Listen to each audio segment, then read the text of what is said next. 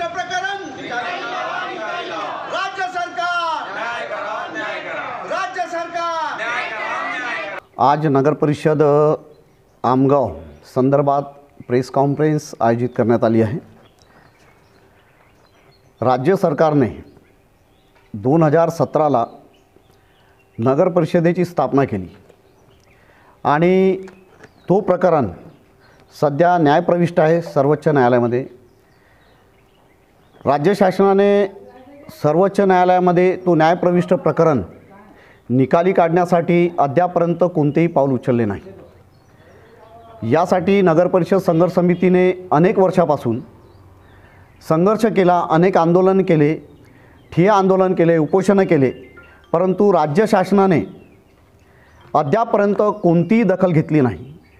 त्यामुळे न्यायप्रविष्ट प्रकरण हा राज्य शासनाच्या वतीने आजही न्यायप्रविष्ट आहे आणि न्यायप्रविष्ट असल्यामुळे 8 गावातील 30,000 लोकसंख्या असलेल्या नागरिकांना कोणत्याही मूलभूत सुविधा मिळत नाही आहेत। शोकांतिका हे आहे की केंद्र आणि राज्य शासनाच्या योजना भरपूर आहेत, पण त्या योजनाचा लाभ एकही नागरिकांना मिळत नाही। ते घरकुलचा प्रश्न असो, शौचालयाचा प्रश्न असो किंवा विविध योजनांचा प्रश्न असो, आजपर्यंत राज्य शासनाच्या 10 वर्ष न्यायप्रविष्ट प्रकरणामुळे आमगावातील समाविष्ट 8 गावे हे योजनांपासून वंचित आहेत। याने योजना भरपूर आहेत, पण योजनांचा लाभ आणि लाभार्थी हे शून्य आहेत। राज्य शासनाने याकडे कोणती दखल घेतली नाही। अनेक निवेदने लोकप्रतिनिधींनी संघर्ष समितीच्या वतीने माननीय मुख्यमंत्री महाराष्ट्र शासन यांच्याकडे अनेकदा दिले, परंतु त्या निवेदनांना राज्य शासनाने केराच्या टोपलीमध्ये टाकून ठेवलं आहे।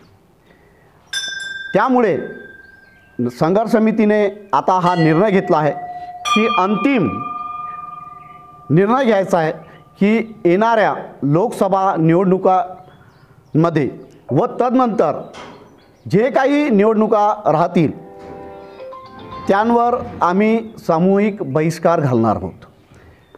8 गावातील नागरिकांनी निर्णय घेतला आहे की जोपर्यंत राज्य शासन न्यायप्रविष्ट प्रकरण हा निकाली लावत नाही तोपर्यंत येणाऱ्या लोकसभेच्या निवडणुकीनंतर जे कोणतेही निवडणुका येतील त्या सर्व निवडणुकांवर आम्ही सामूहिकरित्या बहिष्कार घालण्याचा हा निर्णय घेतला आहे नागरिकांनी आणि राज्य शासनाने याकडे तात्काळ लक्ष घालावं, जेणेकरून न्यायप्रविष्ट प्रकरण हा निकाली काढता यावं आणि नागरिकांना मूलभूत सुविधा मिळाव्या।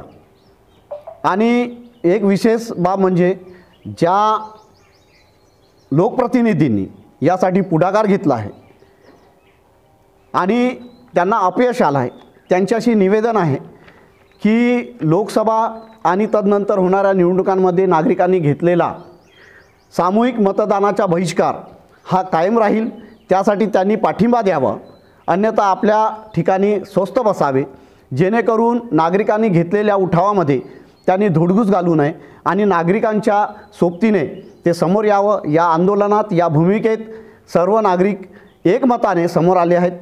राज्य शासनाने याकडे तातडीने लक्ष घालावा, अन्यथा संपूर्ण 8 गावे लोकसभा निवडणुकीच्या नंतरही येणाऱ्या निवडणुकांवर सामूहिकपणे बहिष्कार घालणार आहे आणि त्याचा निर्णय झालेला आहे। त्याचा निकाल लागण्यासाठी आम्ही नगर परिषद संघर्ष समितीच्या मार्फत सर्वपक्षीय नागरिकांना, पुढाऱ्यांना एकत्र येऊन आम्ही आवाहन केलं आहे। त्यांनी यामध्ये आम्हाला सहभाग दिला आहे आणि त्यांचंही आम्हाला समर्थन आहे की या येणाऱ्या लोकसभेच्या निवडणुकीमध्ये मतदानावर पूर्णतः बहिष्कार राहणार।